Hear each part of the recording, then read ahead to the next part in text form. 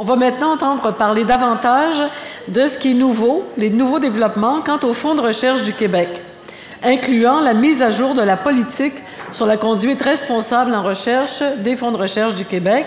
Alors, bonjour. Bonjour. Vous serez la première à parler, Madame Lévesque, c'est bien ça? Emmanuelle Lévesque, qui est conseillère en éthique de la recherche au Fonds de recherche du Québec. Et on entendra par la suite Madame Deschênes, qui est là. Madame Deschênes, qui est avocate, directrice des affaires éthiques et juridiques au Fonds de recherche du Québec depuis 2012. Elle a dirigé les travaux de mise à jour de la politique dont nous parle tout de suite. Voilà. Madame Lévesque, c'est à vous, s'il vous plaît.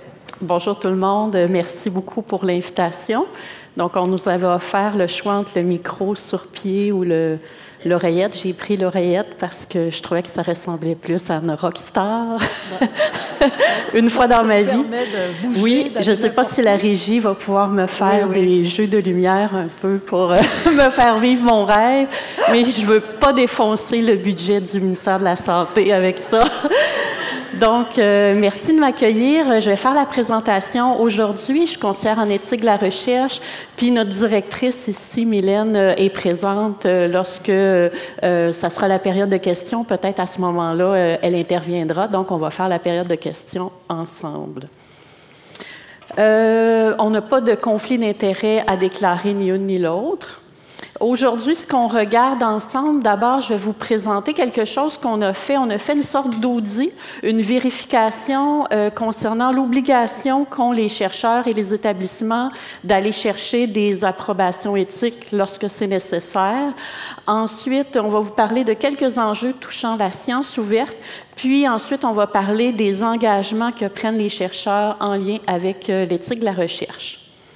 Donc, regardons l'audit dont je vous parlais. On appelle ça un peu, on a appelé ça une vérification, mais dans le langage populaire, peut-être que l'audit vous sonne un peu plus un concept familier. Donc, pourquoi on a fait cette vérification-là? Parce qu'en 2021, on a implanté un changement au Fonds de recherche du Québec. On a arrêté, nous, de recueillir les preuves qu'il y avait une approbation éthique avant de verser les fonds des subventions. Les établissements, en échange, ont pris l'engagement de faire cette vérification-là avant de rendre les fonds disponibles aux chercheurs. Donc, les établissements doivent s'assurer avec des contrôles financiers qu'ils font cette vérification-là, puis ils doivent mettre aussi des mesures en place advenant qu'ils libèrent des fonds pour faire la partie du travail qui n'est pas de la recherche sur l'humain, comme la revue de littérature, embaucher le personnel, acheter du matériel, etc., ce que vous appelez souvent les demandes d'accès partiel au fonds. Pourquoi on s'intéresse aussi à cette exigence-là? C'est parce que lorsqu'on regarde tous les dossiers de manquements avérés en conduite responsable de la recherche, les manquements qui ont été déclarés avérés par les établissements gestionnaires, on se rend compte que le manquement le plus fréquent concerne justement cette obligation-là d'obtenir les approbations éthiques et ce qui est regroupé dans la première catégorie que vous voyez là, violation des politiques et exigences. La vérification a porté sur 2 points. Donc, l'approbation éthique doit précéder la recherche avec l'humain. Évidemment qu'on a besoin d'une telle approbation.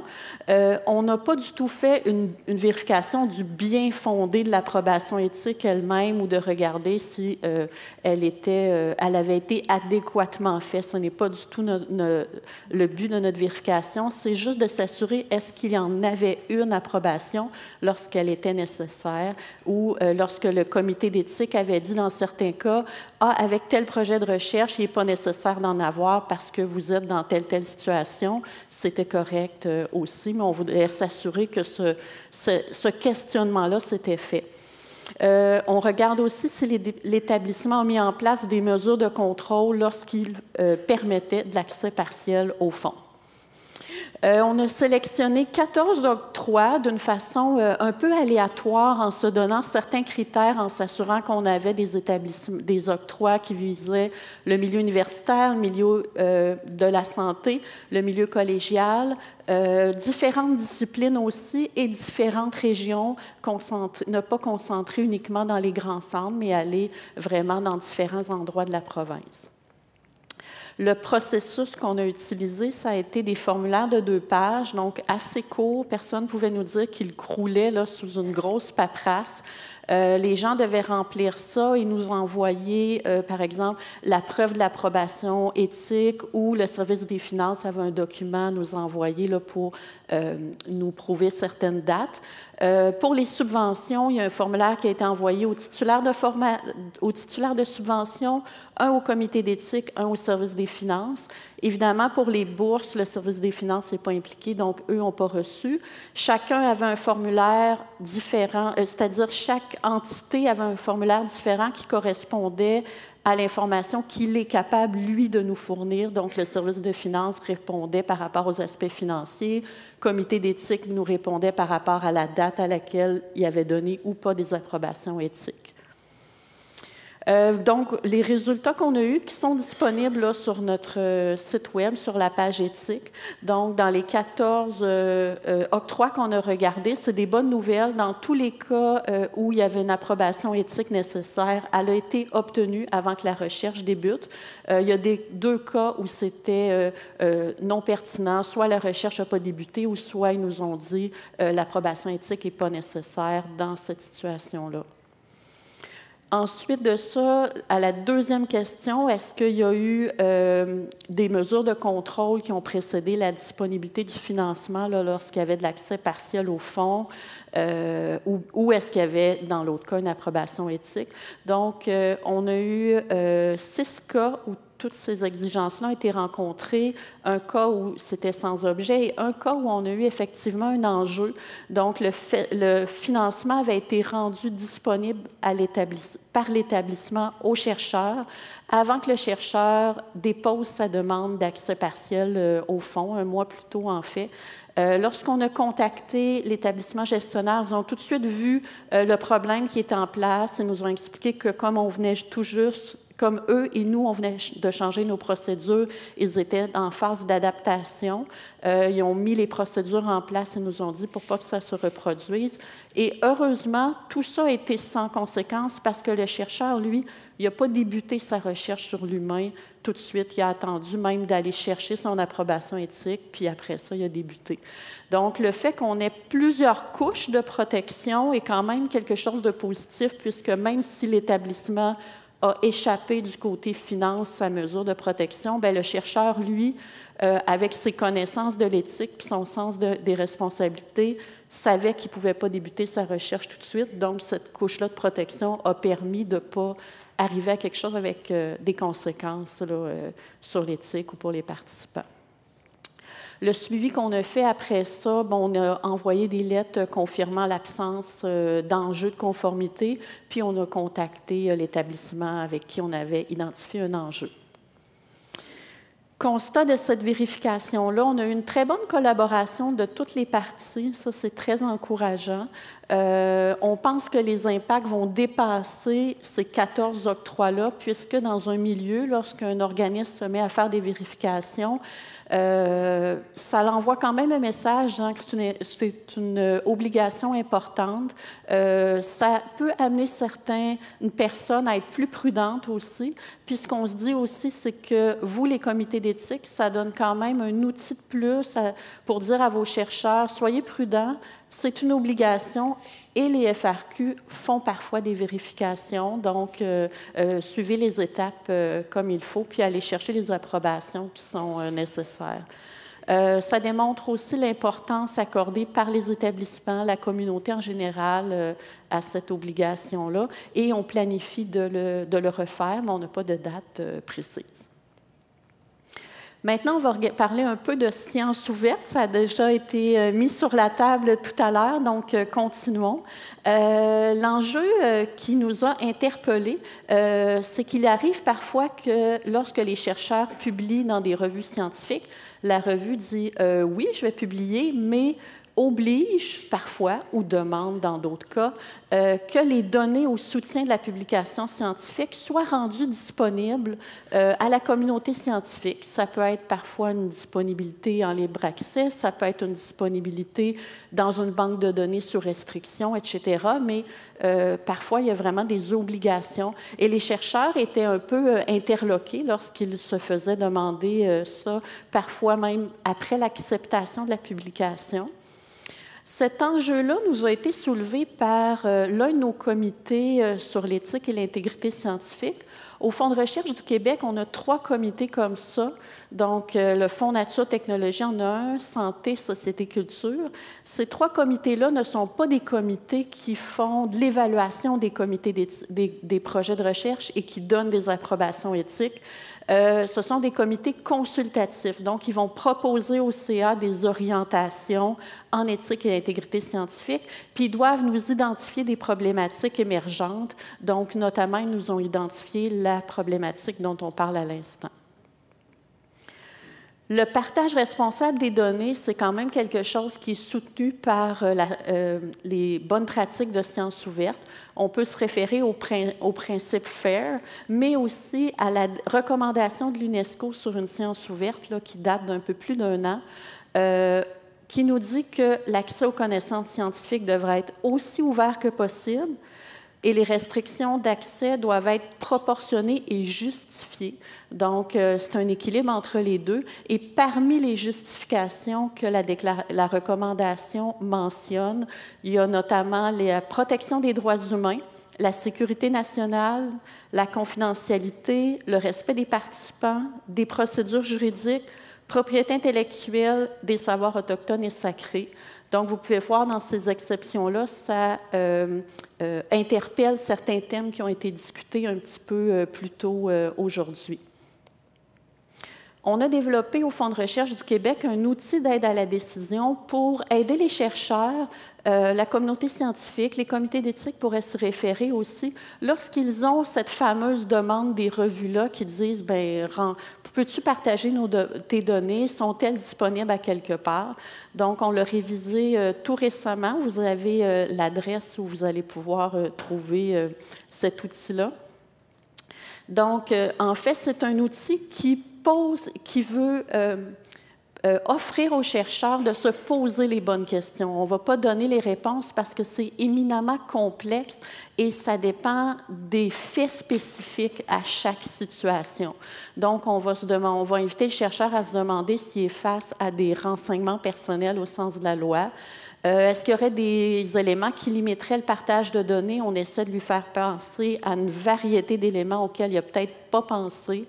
Est-ce que le consentement qu'il a eu est correct? Est-ce qu'il doit aller en chercher un autre? Est-ce qu'il doit aller retourner chercher une approbation du comité d'éthique où il n'y en a pas besoin, ou l'approbation qu'il y a déjà eu pour la recherche inclut ce partage dont on parle là? Donc, c'est le genre de questions auxquelles on veut amener les chercheurs à réfléchir au moment où ils ont l'interrogation, la question là, par la revue. La page 2 de notre outil va aider les chercheurs à comprendre la notion de renseignement personnel au sens de la loi. On essaie de leur expliquer que plus on associe de données ensemble, plus on se rapproche d'un renseignement personnel qui va permettre d'identifier un individu. Donc, ce n'est pas toujours facile pour les chercheurs de comprendre que lorsqu'on associe plusieurs données, qui ne contiennent pas de nom, de prénom, de courriel et d'adresse, peuvent quand même devenir à un moment donné un renseignement personnel au sens de la loi. Et là embarque tout un ensemble de protections dont on a parlé aujourd'hui.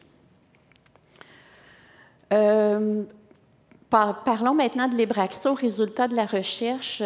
Pourquoi on vous parle de ça aujourd'hui, de notre politique? Parce que le libre accès aux résultats de la recherche, ça ça participe aussi au principe de justice et de réciprocité avec nos participants de la recherche. Si nos participants à la recherche sont capables de consulter, de connaître les résultats et d'en bénéficier dans leur communauté, évidemment, on interpelle ces deux principes-là de justice et de réciprocité. Au Fonds de recherche du Québec, on a modifié récemment notre politique de diffusion à libre accès qui fait en sorte que les publications dans les revues savantes qui sont produites à partir du financement provenant des FRQ doivent être rendues disponibles immédiatement au moment où la revue diffuse cette publication-là. Donc, on ne peut pas demander d'avoir un embargo de 12 mois, 24 mois, par exemple, avant que le public en général puisse accéder gratuitement à ça. Donc, ça doit être un accès complètement gratuit. Donc, peu importe la personne où elle se situe sur la planète, si elle a un accès Internet, elle devrait être capable de le lire sans avoir besoin de payer un abonnement à la revue ou payer des frais pour lire un article particulier. Maintenant, le dernier point qu'on aborde aujourd'hui, donc les engagements des chercheurs en lien avec l'éthique de la recherche. Donc, on va parler de conduite responsable en recherche. Nous avons une politique sur la conduite responsable en recherche au FRQ. Chacun des établissements qui est reconnu pour avoir des fonds chez nous adopte aussi une politique dans son établissement qui est un peu miroir de celle-là. C'est un levier supplémentaire pour vous, les comités d'éthique. Donc, c'est le message qu'on veut un peu vous transmettre aujourd'hui sans vous présenter la politique et le détail. Les candidats et les candidats qui veulent obtenir du financement chez nous, des bourses puis des subventions, ils prennent des engagements au moment de déposer leur demande de fonds. Ils s'engagent à respecter les règles générales communes des FRQ. Ça, c'est, disons, tout l'ensemble du fonctionnement et de l'encadrement de nos subventions et bourses qui touchent notamment des aspects concernant l'éthique, la conduite responsable. Les candidats s'engagent à respecter les normes d'éthique et d'intégrité. Ils doivent souscrire aux pratiques exemplaires propres à leur domaine de recherche et respecter la politique sur la conduite responsable en recherche, la nôtre et celle de leur institution. Les personnes qui supervisent ces candidats-là prennent des engagements aussi, donc les directeurs de maîtrise et de doctorat ont des engagements de supervision en ce qui concerne les candidats, notamment d'adopter eux-mêmes une conduite responsable en recherche, respecter les normes d'éthique et d'intégrité et de soutenir la personne candidate à l'égard de son propre engagement en matière d'éthique et de conduite responsable. Donc, les comités d'éthique, c'est quelque chose sur lequel vous pouvez vous appuyer, vous sachant qu'il y a ces obligations-là qui existent avec les gens avec qui vous faites affaire. Et évidemment, le non-respect de ces obligations-là peut amener des sanctions. Je vais prendre une petite gorgée d'eau. Je m'excuse, j'ai plus de voix. Ah, il y a tout près. Bon, il y a des noms sur les verres. Mylène, je vais prendre ton verre, si tu me permets.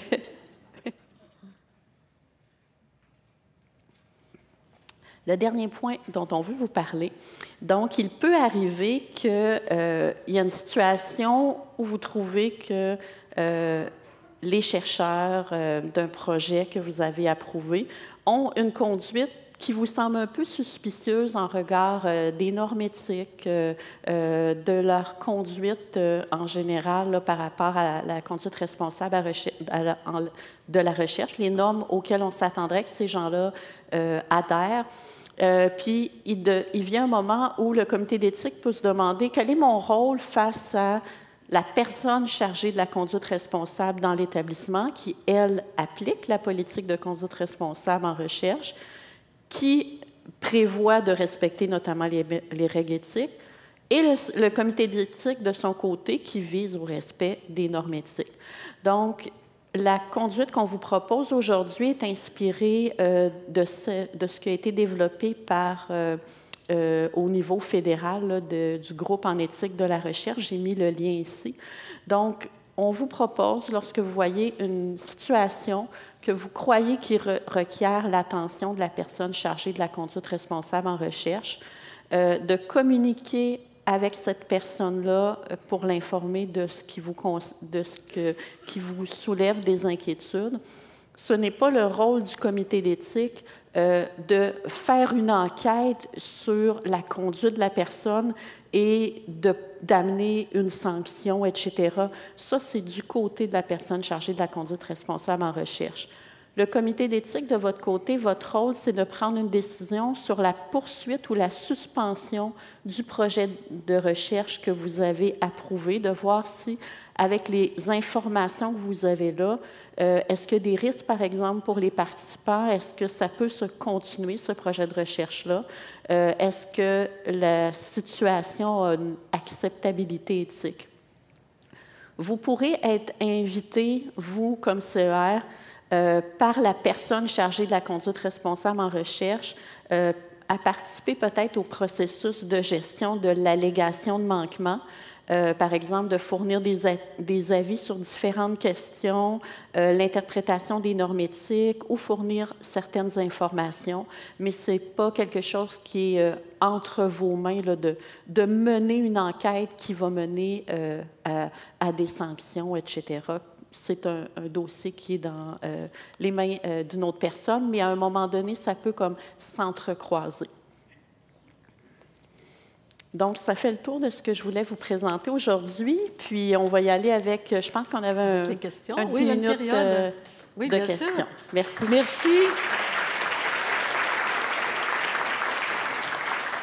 Merci beaucoup, Mme Lévesque, Mme Deschênes. Vous êtes là.